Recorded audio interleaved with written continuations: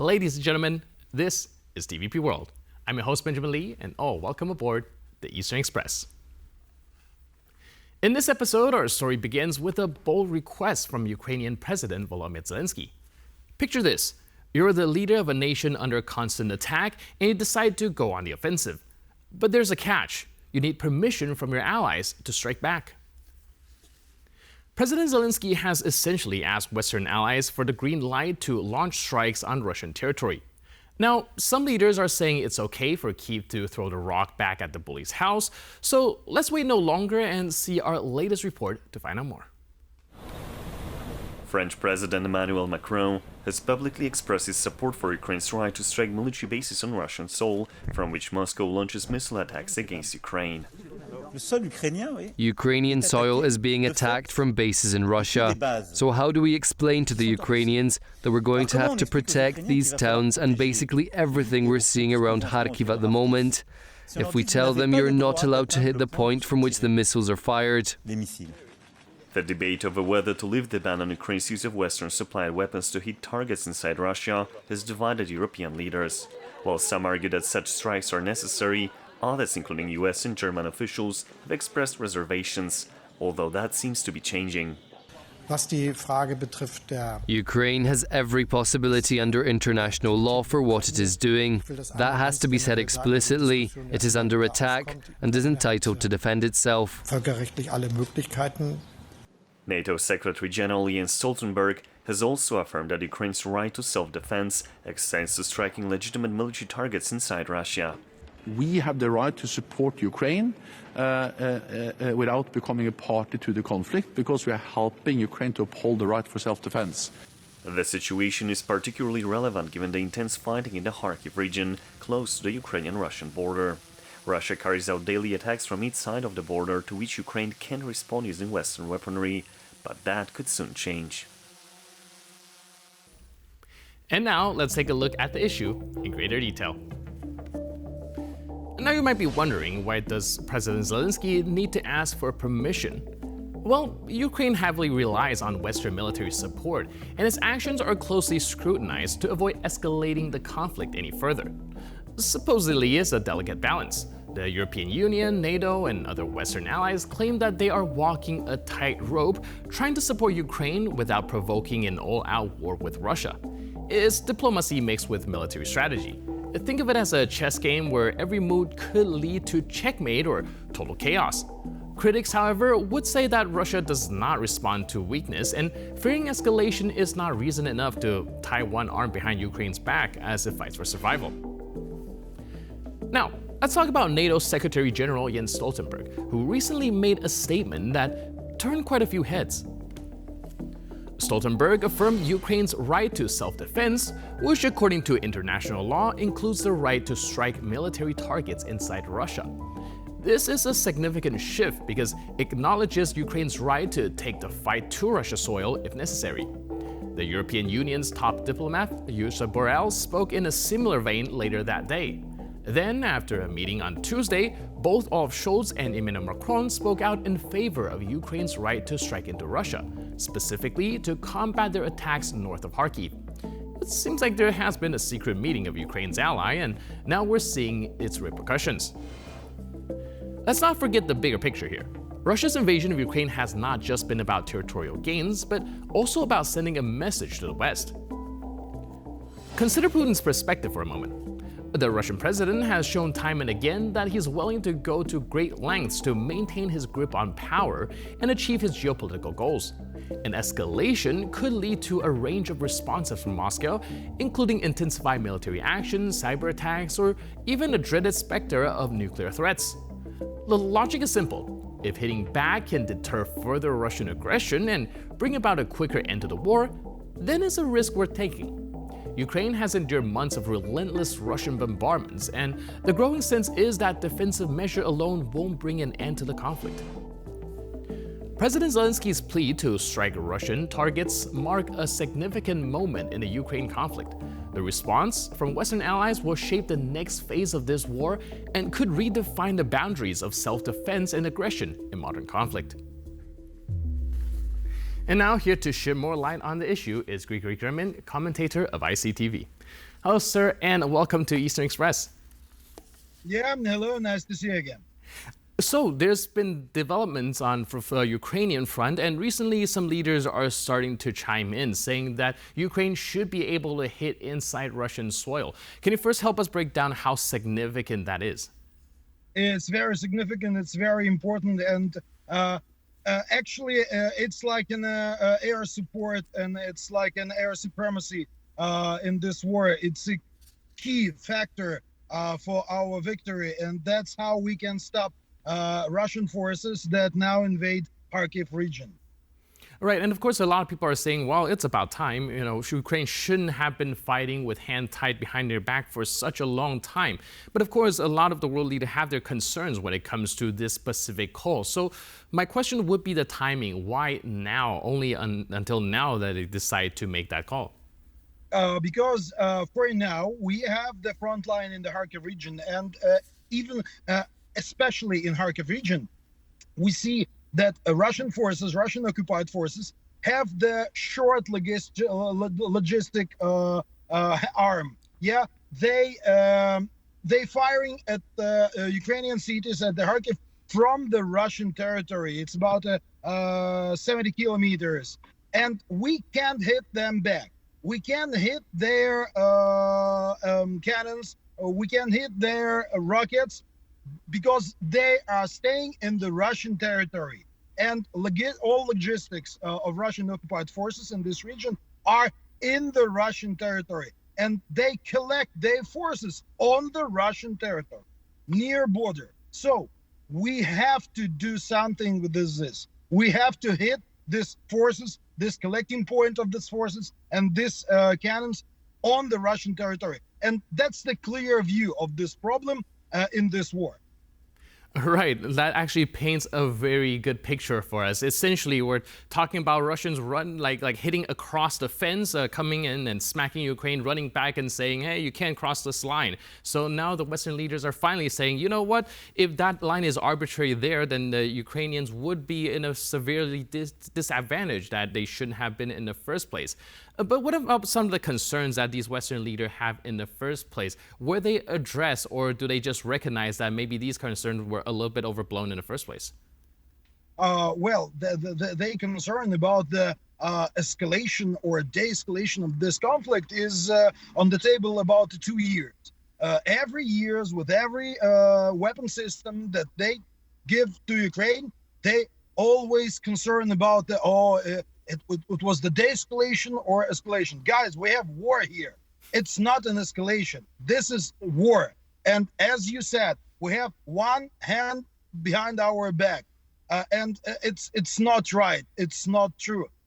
There is the escalation here every day and every night, especially in Kharkiv. You see this absolutely terrorist hit about on the building supermarket, big building supermarket in the weekend. There's a lot of people in the weekends in supermarkets, and they make this hit. And because of is this escalations? It's enough to concern, or it's not enough to concern? Guys, it's really, we are really upset when we hear about the escalation and de-escalations here in Ukraine. Right, like you said, is it not escalation when Russia's hitting inside Ukrainian territory and causing all these unnecessary death? Right, and so when it comes to these world leaders that have been starting to recognize these facts, who do you think have made the right call so far, and which world leaders would you want to see follow suit? Oh, guys, in this point, we have a very important person. Of course, it's the United States leader. It's France leader, and of course it's German leader, because these countries give us the weapon system that can hit the target on the Russian territories. ATACMS, Scalp, or maybe Taurus, or shells, 155 shells, and all these weapon systems are made in the United States, in the France, in the Great Britain, and in the Germany. So first of all, we need the agreement with these countries, with these leaders about this proposition. Can Ukraine hit our enemies on their territory? All right, and speaking of attack, one thing that I observed that I do find interesting in the latest U.S. support package to Ukraine did include long-range attack missiles. And meanwhile, Lloyd Austin also came out and tried to kind of make some rhetoric about not hitting refineries or not to pursue escalation. What is going on here? Because the words and action don't seem to match. Guys, actually, we don't know, and we better don't know what weapon systems comes to Ukraine, because this is war and we have the secret information. But in fact, we have to understand that United States, I think, never give us the weapon system that can hit oil refinery in the range more than 300 kilometers. So with these targets, we can handle with our weapons, with our unmanned flying systems, and maybe in future with our Ukrainian rocket systems that we are already this work in process. Yeah. So we don't need so much long-range rockets from the United States. We need that we already have. We have ATACMS systems, ATACMS rockets, about a 300 kilometer range, and now we need the permission to use these rockets, to use it properly, as we need. All right, like you mentioned, a lot of these weapons are already in Ukraine and they're just waiting for the green light in order to utilize them. So when can we expect that to start happening, now that these world leaders have already kind of starting to give the green light?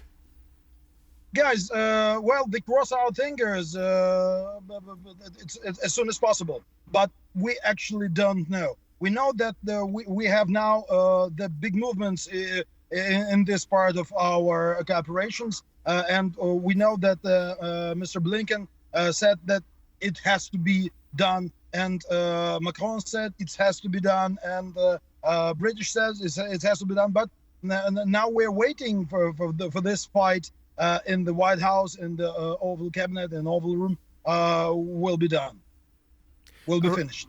Right, and of course, with that being said, we can also be assured that the Russians will be watching out for this new development to happen. Do you see any retaliatory actions or any kind of defensive movements, something pursued by the Russians to try and mitigate this? Well, of course they are watching, and they're actually afraid of this, and they're afraid of this permission because they understand that 300 or 200 kilometer zone near the border will be the it will be the absolutely Russophobia zone. Yeah, in the good meaning of this word. And of course, they don't want this permission. But actually, guys, we have to fight with all hands. We have to fight with all our power.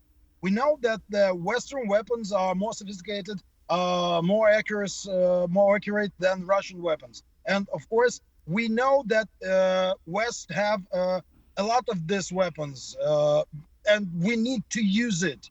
We need to use it because we don't have the boxing match here. We don't have the chess match here. We have the war here. And we need weapon, and we need to use it, this weapon, not only handle this weapon, not only show, hey, guys, I have this weapon and I will use it, you know, this formula. Yeah, we have to use it already. All right, and of course, one key point of deterrence is actually showing strength. So if the Russians do know that these weapons cannot be used on its ground, then the threat level for them wouldn't be that high. I think once the Ukrainians started using these weapons inside Russian soil, it's not just about hitting these targets, it's as well as keeping them on the defensive. So do you think this would be able to alleviate some of the hard situation that's currently occurring in places like Kharkiv? I think and I believe that this permission will help with the situation near Kharkiv, and of course we'll have very, very, very soon, because for now we are on the defense, and guys, we don't need to attack Russian territory with our ground forces. We need this weapon to defend ourselves. We need this weapon to cut off the logistic ways, to make the Russian soldiers on our territory suffer. That's our point, and that's what we need. All right, thank you, Mr. Grigory German, for your input and insight, and thanks again for being with us on Eastern Express. And now we're moving on to the Eastern News Flash, a series of all the other stories from the East that you don't want to miss. The Georgian parliament has voted to override President Salom Zurabishvili's veto of the foreign influence legislation. The move has sparked widespread protests and raised concerns in the Western world. The ruling Georgian Dream Party, which controls the legislature, dismissed the president's veto, emphasizing their commitment to the law. President Zurabishvili, an independent, had voiced strong opposition to the bill, accusing the government party of jeopardizing the country's future and hindering its path toward becoming full member of the free and democratic world. The president now has 5 days to endorse the bill. If she doesn't, the parliament speaker will sign it into law. The ruling Georgian Dream Party, founded by Moscow-friendly tycoon Bidzila Ivanishvili, has a comfortable majority in parliament. A successful override vote is seen as a mere formality after a key parliamentary committee sent it to the plenary session, opening the path for lawmakers to put the legislation into effect. The law would require civil society and media organizations that receive more than 20% of funding from foreign sources to submit to oversight that could encompass sanctions for as yet undefined criminal offenses. It has been frequently referred to as the Russian law because of its resemblance to legislation introduced by the Kremlin to stifle opposition and free speech. Georgians can now travel to China without visas for up to 30 days. Now, this move aligns with the decision to upgrade bilateral ties between the two countries to a strategic partnership. The Georgian Foreign Ministry confirmed that citizens of Georgia are eligible to visit the People's Republic of China without the need for a visa, thanks to an agreement signed in September last year. However, there are some important points to note. The duration of visa-free travel and stay in China for Georgian citizens should not exceed 90 days within any 180-day period. Visa-free stay cannot be extended except for humanitarian reasons or cases of force majeure. The agreement does not apply to Georgians planning to stay in China for more than 30 days, work, study, or engage in media-related activities that require prior permission. Travelers should carry a passport valid for at least 6 months, a hotel reservation, and travel insurance. Spain, Norway, and Ireland have recently formally recognized a Palestinian state. However, the Spanish Prime Minister adds that this change does not constitute a sign of a similar breakthrough in terms of recognizing Kosovo. Spanish Prime Minister Pedro Sánchez announced the recognition in a televised address from Madrid, emphasizing that the goal is to help Israelis and Palestinians achieve peace. While dozens of countries have recognized a Palestinian state, none of the major Western powers had done so until now. Israel's Foreign Minister Israel Katz swiftly criticized Spain, accusing Sanchez's government of being complicit in inciting genocide against Jews and war crimes. Spain's position on recognizing Kosovo's independence from Serbia, meanwhile, remains unchanged despite recognizing Palestine. In response to criticism, the Spanish Foreign Minister clarified that the two situations are different. Spain's decision aims to uphold international law, UN Charter principles, and UN Security Council resolutions. According to Ukraine's military intelligence, Russia has significantly intensified its recruitment of mercenaries from Africa to bolster its war against Ukraine. Recruits are being enlisted by a specially created unit within the Russian Defense Ministry. Moscow has been actively recruiting foreigners from countries such as Nepal, Somalia, India, Cuba, and others since the beginning of the all-out invasion. The latest recruits include fighters from Rwanda, Burundi, Congo, and Uganda. The recruitment process entices mercenaries with a starting payment of $2,000 upon signing a contract, along with a promised monthly allowance of $2,200, health insurance, and Russian passports for themselves and their families. Notably, Moscow has deployed units from the Russian Defense Ministry's Africa Corps, which reportedly emerged in 2013, consisting of over 2,000 soldiers and officers, including experienced mercenaries who previously served in the Wagner Group. This group, known for its involvement in conflicts in Syria, Libya, Burkina Faso, and Niger, is now actively participating in the war alongside Russia's regular army and storms the units comprised of convicts. And that's all on this episode of Eastern Express. But for more news, update, and commentary, please stay tuned to TVP World.